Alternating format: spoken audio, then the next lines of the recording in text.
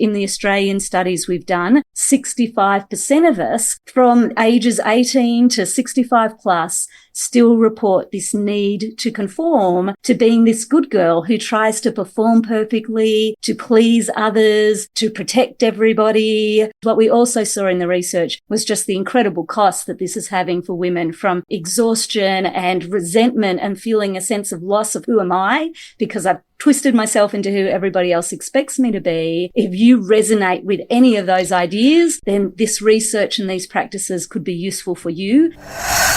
Hi, I'm Dr. Jodi Richardson, and this is Well, Hello Anxiety. In a world that often moves too fast, we're here to pause, breathe, and understand anxiety together. Each episode will explore practical strategies, share honest conversations, and uncover the science behind anxiety and well-being, all while creating a space where it's okay to not be okay. Let's continue this journey together.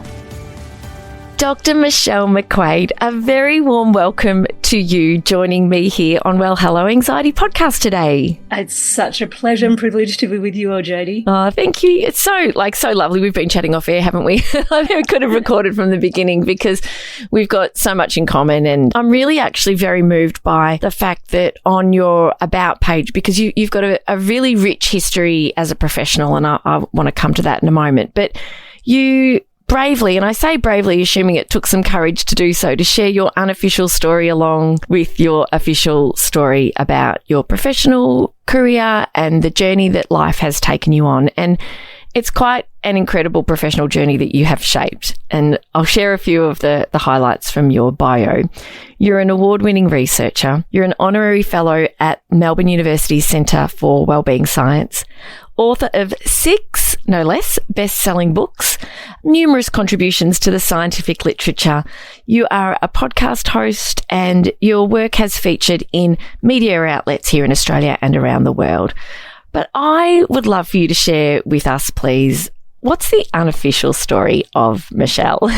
I think the unofficial story is the far more interesting one than the professional story myself, Jodi, but I do have a bias in this. And I think partly because I got to live it, but also I think it's so helpful to understand each other's lived experiences. Spent a lot of my life, I'm a reforming good girl is the way I talk about myself. And I spent a lot of my life trying to smooth out all my rough edges so I would be shiny and beautiful.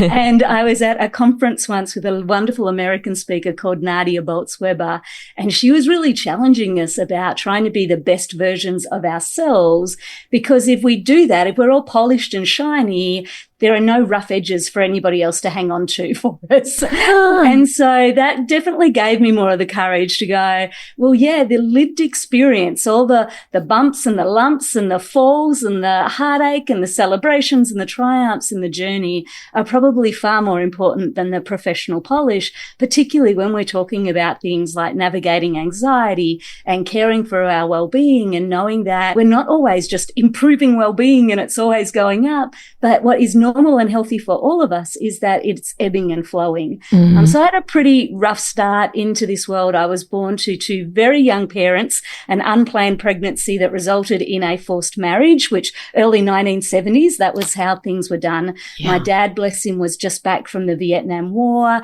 suffering very acute PTSD, which of course we didn't understand in those days, self-medicating with alcohol and drugs. And so we lived in a house where there was a lot of violence and turmoil and chaos the first 4.5 years of my life. And then my mother, bless her, got the first no-fault divorce in Victoria, which meant that she could go to court and separate without having to document all of the things that were happening in our home, which she just didn't feel able to do. She was allowed to just say, I want to go, and the court would grant the divorce. So I grew up with a single mum for a long time. She was a school teacher. Money was tight. We were all healing from trauma, but we didn't talk about trauma in those days. So when we moved out, it was like, well, none of that stuff happened. Just pretend it wasn't there. We were having intermittent custody visits for a little while with my dad. During those custody visits, I did experience sexual abuse, as did my sister, but we didn't know all of this for decades later because, again, nobody talked about these things.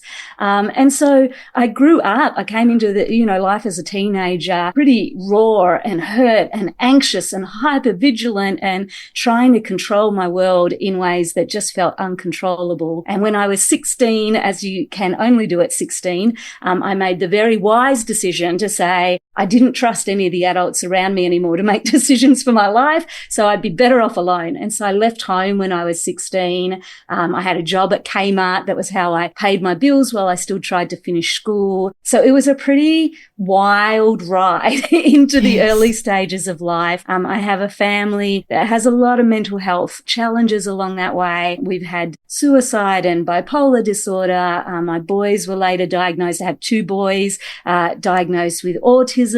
Part of that, as many women do, I realized, I think I'm a little out there on the spectrum myself. But look, we're here to tell the story, definitely still on that path of healing. But I think that's what drew me to the science of wellbeing so much. I was like, somebody somewhere must have answers and tools to some of this. And so the last 20 years of my life have been very much buried in the science, but looking for practical little things we can all do every day to navigate our anxiety, whether that's anxiety from a capital T trauma or a smaller case T trauma, and just navigating the world around us. You are really such a trailblazer in the world of positive psychology and wellbeing science. You have always shared practical tools and that people can, put into practice and build their toolkit. And you've done so much work, and you started off in a corporate role, and of course have done further study and really just kind of followed your heart in what was important to you. And it's led you to a place where the last 12 months of your work have taken a different direction, haven't they? Can you tell us about the good girl dilemma and really what a large part of your work is now in this area of trying to really change the way that women are showing up for themselves? About 2 years ago, I went on retreat with a group of friends to Nepal. It was a yoga hiking sort of retreat, and we were sitting on a mountain. It's the complete cliche, Jodi. Sitting on the mountain, I'm like, mountain, what am I meant to do next? Give me an epiphany. Exactly. I was like, please, right now, on time and schedule, please, can you make it tidy and easy to understand? I was at a place in my life where professionally I felt like I had achieved so many of the things that I'd set out to do that had been unimaginable at the time. And I had loved all of that journey, working with workplaces around how do we care for well-being, working with leaders on how do we help people feel safe enough rather than creating unnecessary anxiety at work, figuring out how do we co-create change. And I had loved all of the research, loved all the practice, loved all the teaching and coaching that I'd done. And I'd come to a place in it where I was like, what's next? And that was a blank page. I really didn't know. And so I'm sitting on the mountain in Nepal. I'm like, mountain, please, what's next? And what I got was success would equal joyfully following what called to my heart. And that was so beautiful because that was not how I'd thought about success. Success was about the numbers and the accolades and the recognition and how much you'd published this year and who you were next having on the podcast. And so the idea that success would just be joyfully following what called to my heart was the epiphany, amazingly, as cliche as it was. Yeah. Because then I was like, well, mountain, that sounds great. What should I do? And the mountain was very silent after that. It's like you've got so what you came for. Yeah. Exactly. Came down the mountain really sitting with that question. What joyfully calls to my heart? And it actually took a while after that. And then I was with a girlfriend and I was remembering this storybook that I had when I was about 4 years old. Again, my mother didn't have a lot of money. If we got to the end of the weekly supermarket shop and there was a few cents left, then the very big treat was you could get to buy a little golden book. They were 39 cents at the end of the checkout. And on one of these special occasions, I chose this book and I couldn't read at the time. I didn't know what the cover said, but in the middle of the cover, there was this hand-drawn illustration of a little girl looking very calm and serene out at me. And around the edges of the cover, the same little girl was in these smaller poses where she was pulling her sister's hair, breaking her mother's vase, like hiding her head in shame in her hands. And I think it was those pictures. I understood exactly what those little pictures meant. And so I grabbed it. I gave it to my mother, who at that stage, liked to think of herself as a feminist. And I said, I want this book. And I remember her saying, like, you sure? And I'm like, yes, it's this book.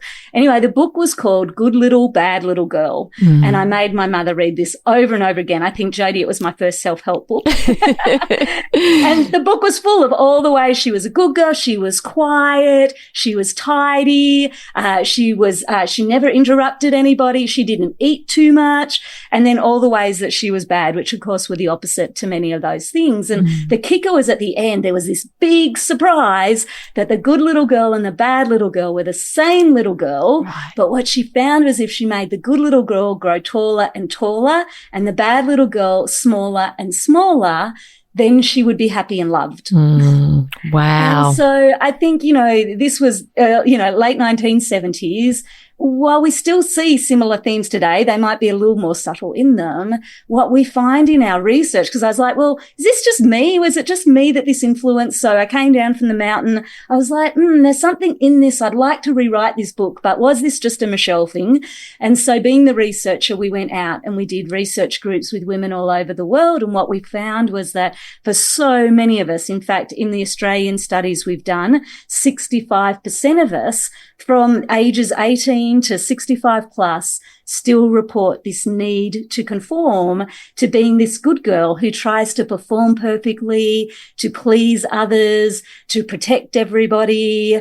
And so out of that, I was like, right, where are the tools? What do you do? How do you break free of this? Because what we also saw in the research was just the incredible cost that this is having for women, from exhaustion and resentment and feeling a sense of loss of who am I, because I've twisted myself into who everybody else expects me to be, right through to, at the extreme, addiction, self-harm, suicidal ideation, staying trapped in domestic violence, poverty and the like.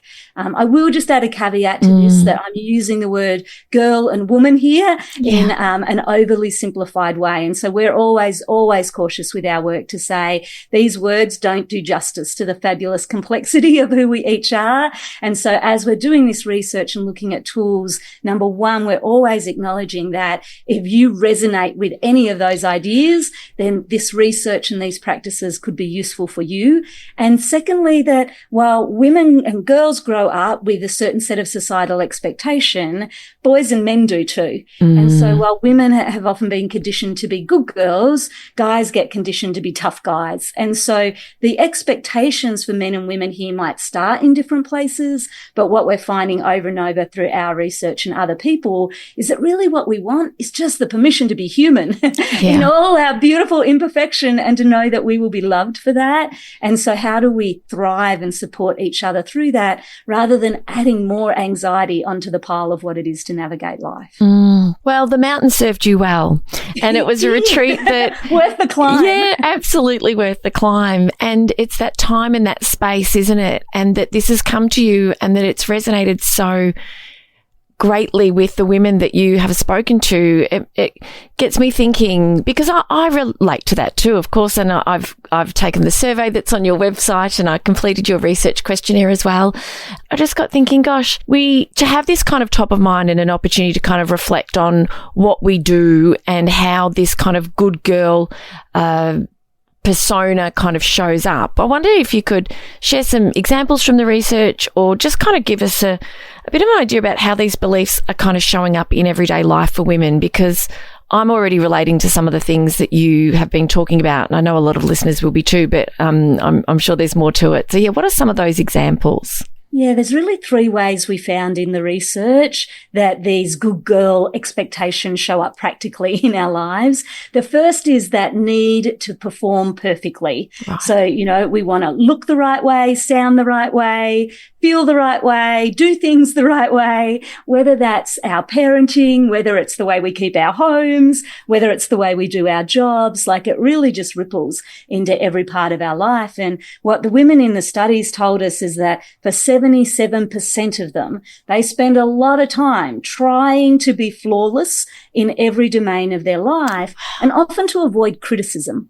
And I think many of us will relate to that fear of when we're not doing it perfectly, because none of us are. None of us ever are doing it perfectly. It's the spoiler alert here. But when we're not, often our coping mechanism for that is to respond with a lot of judgment and self-criticism, thinking that we're kind of metaphorically kicking ourselves up the butt to do better, try harder, perform more perfectly. So this performing perfectly takes a huge toll. And what we saw in the research research was that 82% of the Australian women we surveyed were reporting that they were exhausted from trying to perform perfectly when none of us are.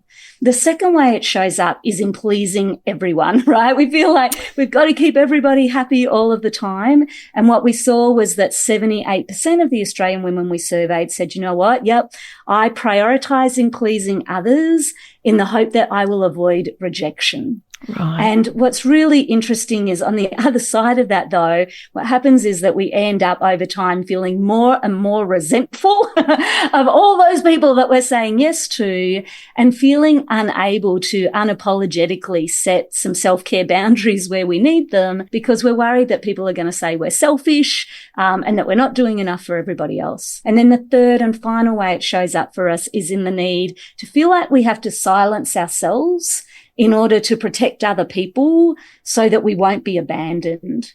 And so 61% of the women said, you know, I am often silencing how I feel. I don't want to rock the boat, don't want to be seen as difficult or demanding. I think, you know, in the stories of Me Too, we saw just how prevalent and widespread and the toll and cost of what that silencing can be. And so, you know, here again, really trying to help women understand that that silencing comes at such a huge price. We talk about this as kind of a junk food love, Jodi, that like in the moment, I feel I'm doing these things to earn your love, but it only kind of lasts like a sugar high for about 30 minutes. And then I've got to do the next thing to earn your love. And then I've got to do the next thing. So rather than actually earning true belonging, feeling like I'm loved for who I am, I'm fitting in. I'm accepting that fitting in will have to be enough for me. And that means I've got to constantly hustle for my self-worth with you. You know, when you say it like that, the next step for women who feel this way, the next step for them to take feels obvious, but it's not simple, is it? No, not at all. Why is it so hard for, and it's interesting because I'm like you, I'm in my 50s, I turned 50 and I've just got this different way of looking at things. And I was having a chat with a friend who's also hit her 50s last year, and I said, I just am caring less. I didn't quite put it like that. I didn't quite put it as politely. Put it like that, Jodi. That's exactly what it is, and it's healthy and good for you. It is, and I know that when I share my vulnerabilities and those rough edges about my journey with depression and anxiety and my mental health, my ups and downs, that it humanizes me, and people really respond to that in a way that really encourages me to want to share more, because it's not the polished, you know, like we can all look at other women, we can all look at other people, and it's very easy with social media to say, well, they have everything going for them. But what we know, we learn as we get older is everybody's got a story. Everybody's got an unofficial story. And you've shared yours here today. Thank you. And you share more in your podcast, Good Girl Game Changers podcast. This idea of, you know, having the tidy home. I mean, my home is very lived in. People very nicely say, you've got such a warm, welcoming, lived in home. And that's because when my mental health is excellent, I couldn't care less about the state of my home. I mean, it's not a tip, of course, but when my mental health I'm really struggling, it's like I have to be on top of everything, and the flaws bother me and things bother me a lot more. But, you know, it's very easy for us to look around and think other people have got it together. But it sounds like the majority of women, we're all kind of playing at this same good girl game. And so why is it so hard? I guess acknowledgement and awareness is one. We're starting here today. Why is it so hard for us to be able to speak up for ourselves, ask for what we want, and kind of protect ourselves over and above protecting other people when it matters? The question I started asking, when I was looking at the research and even at myself, I'm like, I am a smart, capable, kick-ass woman. What the heck am I doing? You know, running around trying to be this good girl, you know, this late in life. Surely by now I have figured it out. And so I think the first thing to just acknowledge is that we, from a very early age, and it still continues today, are groomed through these societal expectations to be good girls, right? We get groomed often through our families. Like, it's the way to get us to sit down and obey and do the things our families need us to do. Be a good girl and help out with this. When we do something right, it's the easiest thing in the world for those of us who are parents. We all know to say, oh, good girl or good boy or things like that to each other, to our kids, rather than giving them effort-based praise of, hey, I can see you really thought about that, or I could see the effort you put into that. So we all do some of this grooming, and most of us, again, not from an ill-intentioned place, but from trying to either protect our kids, in that we know that if they are good girls or they're tough guys, the world might be a little gentler on them, but also because it's so baked into us, we often don't see it. Think about schools. I don't know about you, Jodi, but I was always either getting gold stars for having done the right thing on the chart, or I was being sent outside the room when I was disruptive and standing in the corridor a bit. Think about if you're part of a spiritual or faith group, there's a lot of reinforcement there around the grooming, through to our media and the like. Again, it's not that long ago that we finally got Frozen and a female heroine in a Disney, movie, Moana and people like that, to be able to have any idea that women could be in these different roles. So we're still very much in a society that grooms us, often unintentionally, sometimes intentionally, to benefit from it, for us to be in these behaviours. So it can be really hard to break free of, can be really hard to even see it, number one. So I think we have to come to this with lots of self-compassion, to go, I am living in a system, in a world right now, in a time where the other people benefit from me complying to these behaviours. And so there's a lot of skin in the game to kind of keep us there. And then secondly, there's the part of us. And I think this is really interesting in terms of what happens in our brains that makes it hard to break free when we can see it. And so a big part of this is that we are wired for social connections. Our brain feels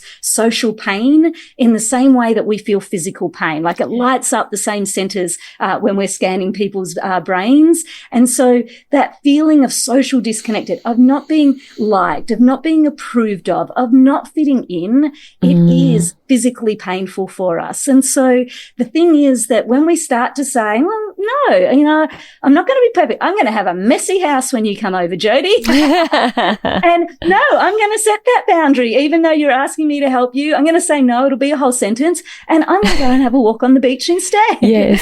Or I'm going to speak up and say that didn't feel good for me. So, I would rather we don't have conversations like this next time. This is how it would work better for me. So taking those risks of not conforming often sparks our anxiety, our alert responses in our brain for hypervigilance, to say, people are not going to like this potentially, and it will sting. It will hurt physically, no different than if I went out, tripped over and fell down on the steps, right? So our brain does this faulty maths when it comes to making choices, where we tend to overweight the short-term consequences and underweight the long-term costs. And what we saw over and over again in our research with women, for those who do break free of these expectations, they would say, you know what? Yeah, sometimes in the short term, people were not happy with me.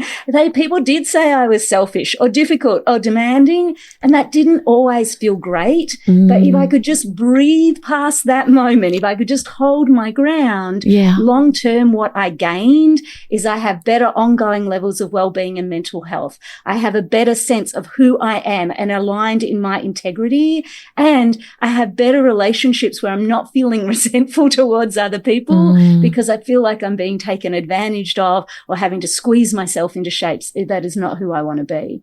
So there's a long-term payoff, but there absolutely can be short-term costs. Our brains don't like that, and so we kind of have to help support ourselves, scaffold ourselves through sometimes that initial pain. And again, sometimes that can be an ongoing thing. And for me and my mother, who I love dearly, and, she's had a challenging life and difficult relationships at times to navigate, that's definitely been a journey. And we've had times where we've had to have years apart and a bit more silence with each other in order to be able to come back and heal where we are. And so again, sometimes that rejection, that hurt when we don't conform, can have real long-term costs in our relationships. Yes, it can. And sometimes those relationships are better let go of, but that can be very, very painful. And it's it's so interesting because you've got me reflecting as I've been preparing for our conversation today and learning more about your work and also thinking about conversations that I have with the women in my life and just how much I'm seeing this play out. And I wonder if you could give us an example of a way we might be able to articulate that we want to put our needs ahead of a request or a demand or a deadline that's too tight? Or is there sort of an example that you could give us, like a little mini script? And this is on the spot, of course, but, or, maybe that comes from the research, maybe that comes from some of the coaching that you do. I wonder if that's something that you could share with us. Yeah, I love Dr. Julianne Shaw, who is a therapist in the US, has a beautiful book called Boundaries That Stick. I highly recommend it. If this is an area that you're like, yes, that resonates, and I think it does for many of us. And Julianne has a really simple little script that I find so helpful, and it's around when something is upsetting me, right? It's an unreasonable request or somebody's behaving in a way that just doesn't feel right for me. Just taking that moment, even if it's a little on the fly, as you get practiced in this skill of going, well, what is not okay about this? Like, why is this not sitting right with me? What boundary is it breaking for me? And then the alternative, which I think is such an important step, is what would be the okay thing for this to work? This person's trying to get something that they need from me, or they're wanting support from me in a way. What would be okay? So this is what the not okay version looks like. That's what's happening right now. What would be the okay? And then if you can, and you really want to set a boundary around it, what will you do next time the not okay thing happens? And the trick with this is to not be too black and white. It's not like, that's it, I'm never going to speak to you again. Or that's it, I'm quitting. Or, we're not friends anymore. But to try and find the gray in there and something that is in your control rather than something that you're expecting them to do. So let's try and figure out an example of that. Over the past few years, gone through a very amicable divorce with my husband of a very long time, 20 plus years. And we've been navigating what co-parenting looks like in different houses and things like that. And we had a situation a couple of months ago where he had had a conversation with my sons in a way that I wasn't there. I wasn't part of it. We had spoken about it before, but he did it in a way that was not what we agreed at all. Yes. And it created some really hurt feelings and chaos in all of that. And so I needed to be clear with him, having those kind of conversations without me there, or having those conversations not in the way we agreed, was not okay. I was not happy about it. I didn't feel like that was the role modeling or situation we wanted for our kids. What would be okay about it would be to, again, have more conversation before, or if he's not sure how to navigate a difficult conversation like that, have me there for it with the kids, or at least let me know he's had it and it went off the rails. Don't let the kids come and tell me that he's had it and then I'm dealing with the fallout kind of from a blind spot. Yes. And then what would we do if that thing happened again in future? If you had more conversations like these, for me, was we are going to keep having these uncomfortable conversations about what I need until we get it right, which is his worst nightmare, right? It's like, more of this, are you kidding? But I was kind of, and it might sound soft, but more than anything, I was like, I'm not going to be silent about this. I'm not just going to bite my tongue. I'm not just going to keep letting you do it. I'm not going to do the emotional lifting of patching things up after you've kind of blown it up with the kids. We are going to figure this out, and I'm invested enough in this relationship and our family, even though we're divorced, to make sure you build the skills you need to get this right. Yes. So that was probably worse than me going, I'm never going to speak to you again in his mind. But I think he's going to think twice next time. Exactly. So I find this helpful just to think about. My little script is, number one, what's the hurt? What's happening here that I'm feeling hurt or upset or distressed or anxious about? Just so I know that. We need to be clear on that from the start. And then the second in my script is, what's the hope? How would I like this to have been done instead?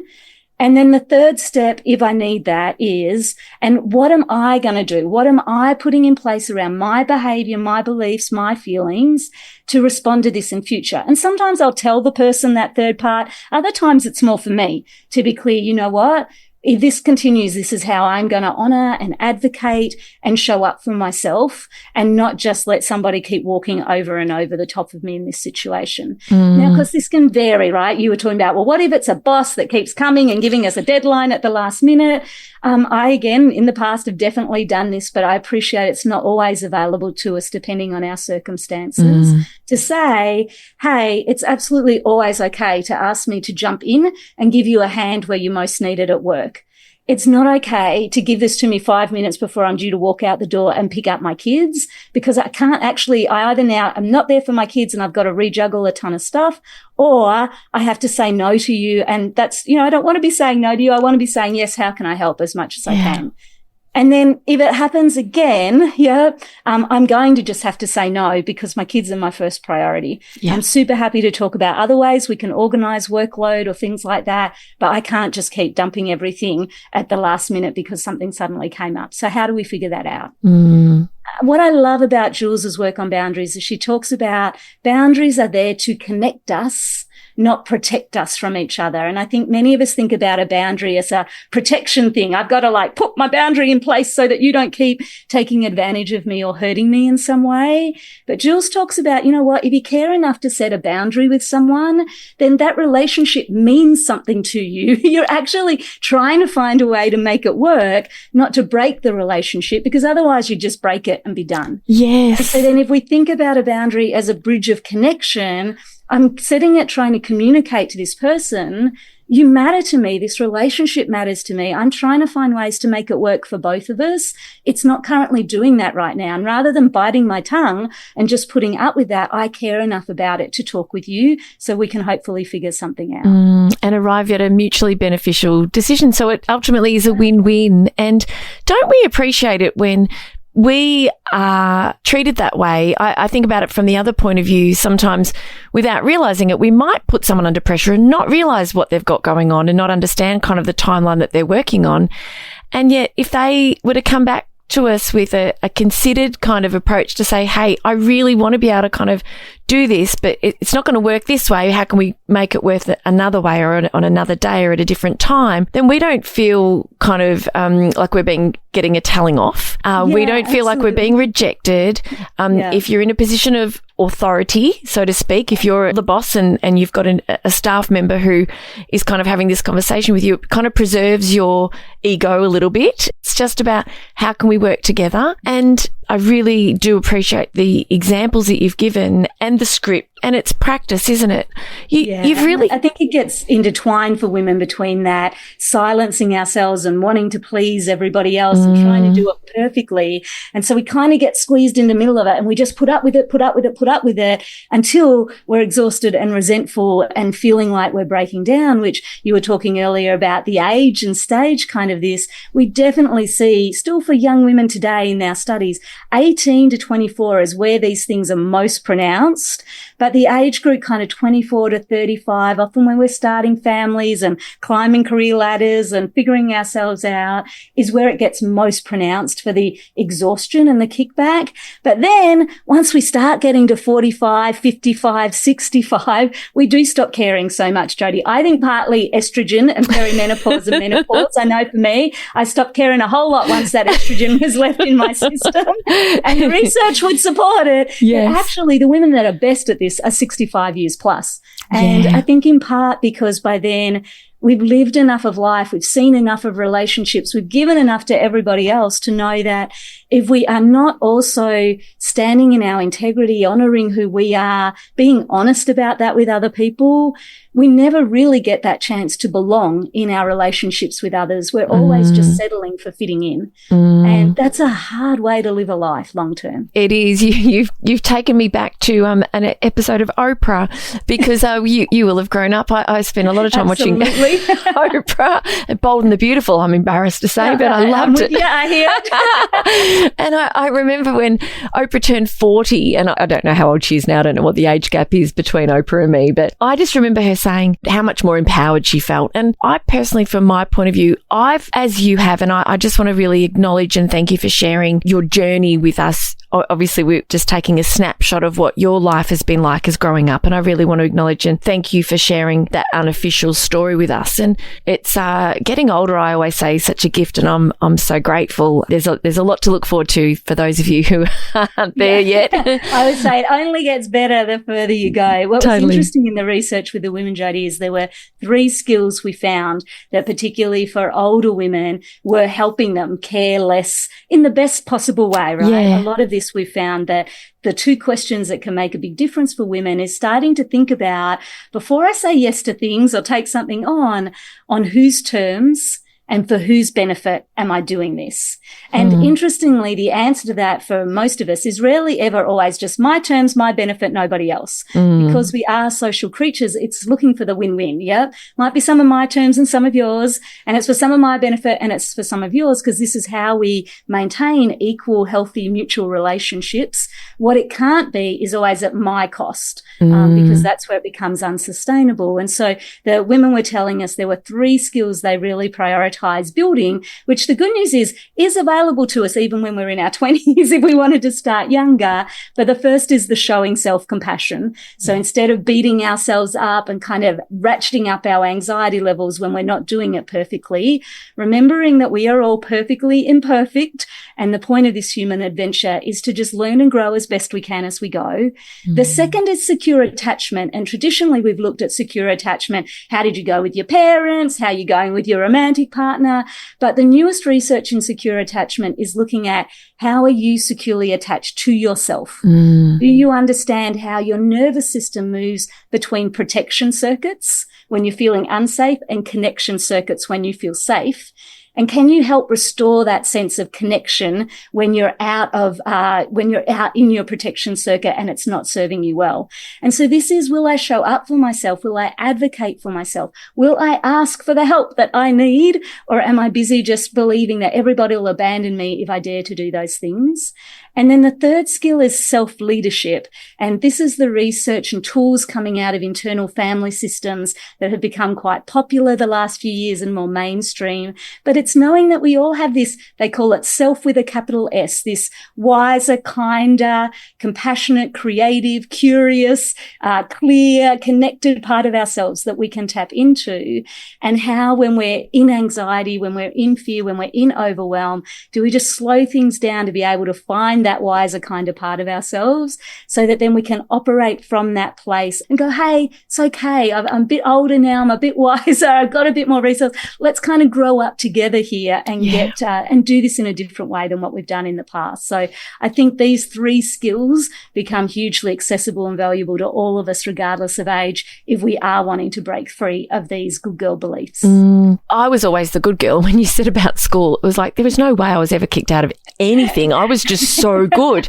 And it's funny because when I became a teacher, which was how I started my professional career, I realised from a teacher's point of view that you talk to kids about kind of poor decisions that they've made or poor behaviour and things like that, but you might sort of appear to be, you know, a bit miffed about it or something, but it's, you don't really feel angry or upset or anything. And I sort of realised, oh my gosh, like this was all a bluff. I could have done, broken a few rules. Far more fun, Jodi. I could have had far more fun. And I was saying, listeners might remember, I was saying how our son is very much more like me and our daughter McKinley is very much more like Pete. And Pete did break a lot of rules. Recently, my daughter, I was so impressed with her. Our dog has had to wear one of those Elizabethan collars. He's been a bucket head. And we bought this it's an inflatable cloud collar and it goes around his neck and it's much more comfortable and he can still get to the wound he's been trying to kind of clean, but not as easily, not as quickly. And it's okay to have that on him. It's a bit more comfy for him when we're around and we can keep an eye on him. And I spoke to her the other day and I wasn't home for hours and she said, as soon as I got home, I got Dusty's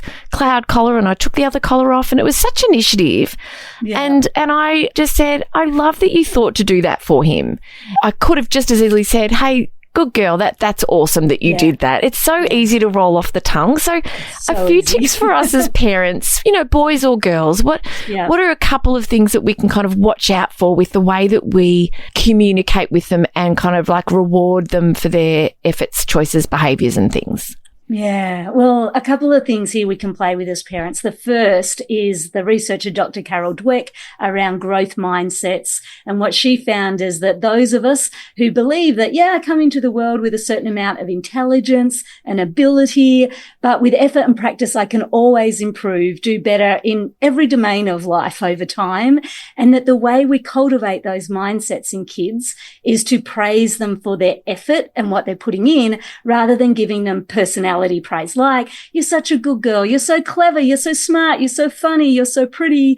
And those things do roll so easily off the tongue. And in the moment, of course, we see our kids grow 10 foot tall, because who doesn't like to be told those things? But the challenge that her research and others find is that on the other side of that, the question they're left with is, but how do I do that again? Like, I was so funny in that or so pretty in that, but how do I do that again? Because I want more of that praise. So one of the beauties is when we praise their effort, hey, I love the way you told that story. You really brought the characters to life. Or, hey, I love the way you thought about which collar was right for the dog and to make him more comfortable. That was a really thoughtful act. Then not only are our kids still 10 feet tall because they've been recognized and appreciated as we all long to be, but they also know specifically, what was it that I did that you valued? And, I could do more of that. I could do that tomorrow when I come home and think about the dog collar again. Yes. So effort-based praise, one of the simplest and most powerful things, not just for kids, but for everybody.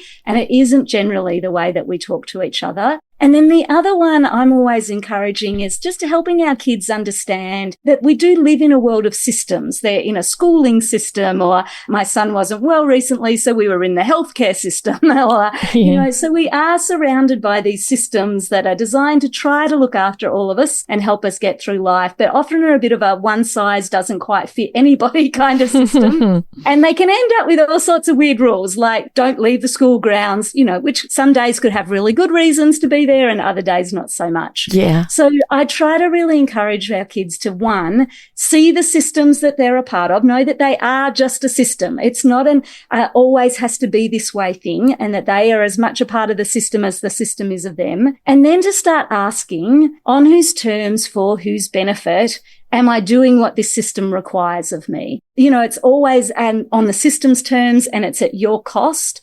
That is not a system that is working for you. Yeah. And we need to know then that we can bend systems or walk away entirely from some of those systems. It's not always as easy, but we do see, of course, lots of increases in homeschooling going on around Australia right now. Those are parents and kids going, that education system does not work for me the way it is. On whose terms, for whose benefit, I am going to choose to do it a different way. Yeah.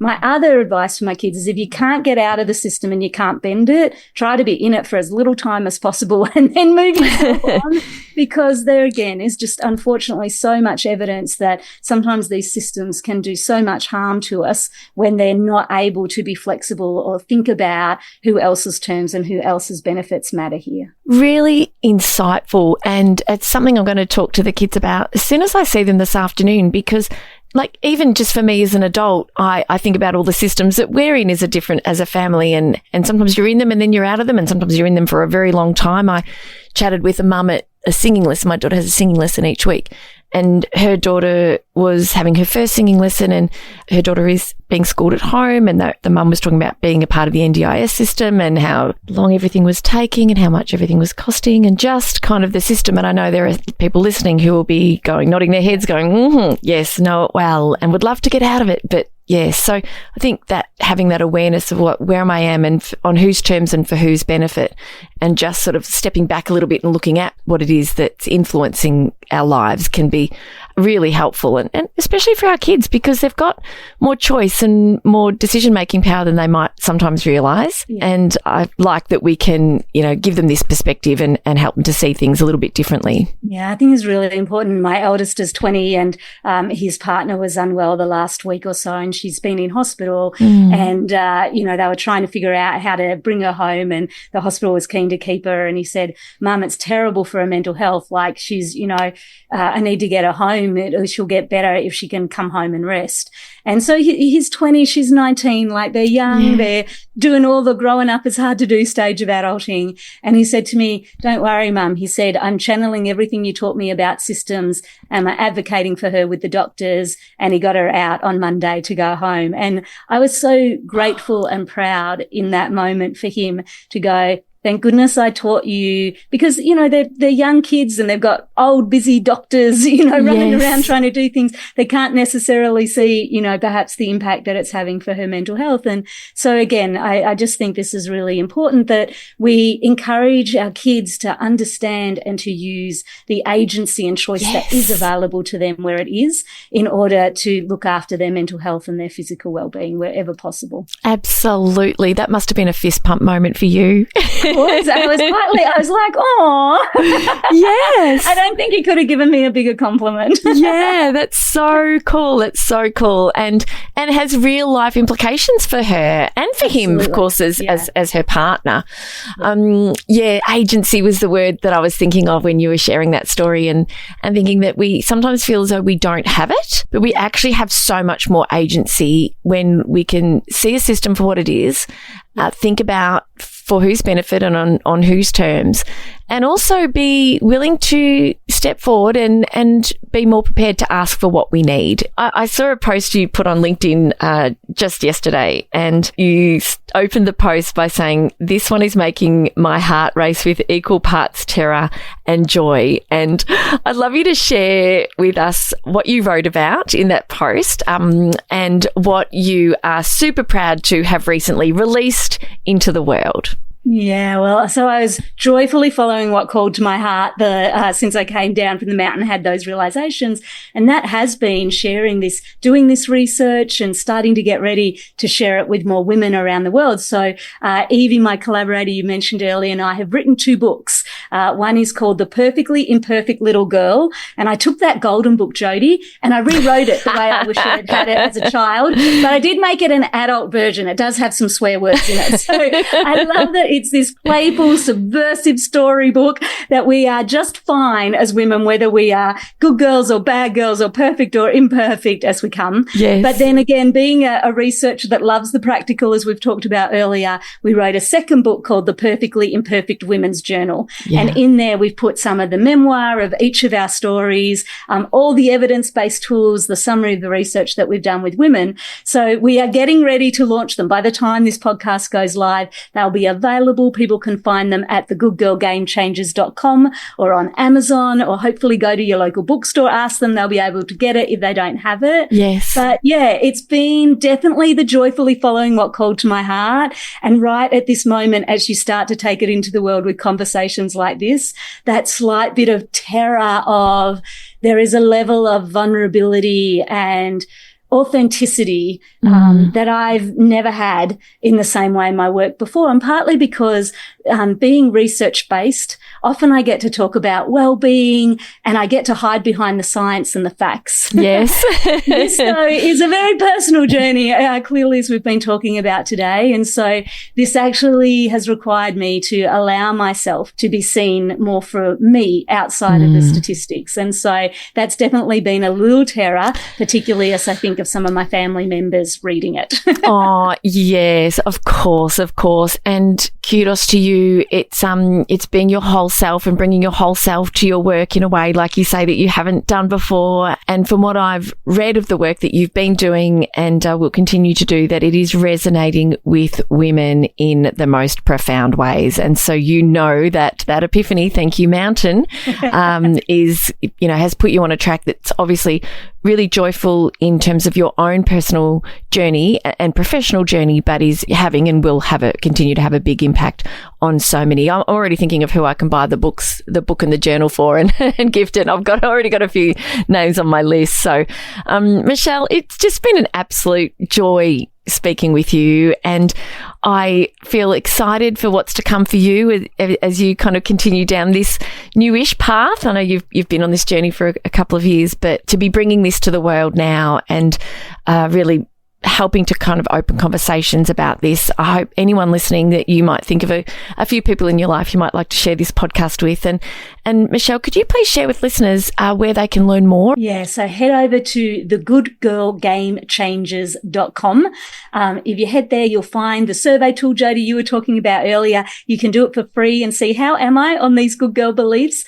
We have lots of podcasts with people like Jules on boundaries, and you'll find the books there and some online workshops and tools that are available as well. And we would love to have you as part of our community. You will be in good company with lots of reforming good girls from all over the world. Absolutely. I used to call myself a reformed perfectionist, and now I've got a new way to label myself. So it's a journey I'm on too. So thank you again for your time. I'm really grateful. Thanks, Jodi. Thank you. And thank you, listeners. My gosh, didn't Michelle just hit home with so much of what she shared? And that's such fascinating research. I'm going to share all of the links to Michelle's wonderful work and the socials and the resources that were shared during the episode in the notes for the podcast. So thank you so much for joining me. And if you enjoyed it, please share it.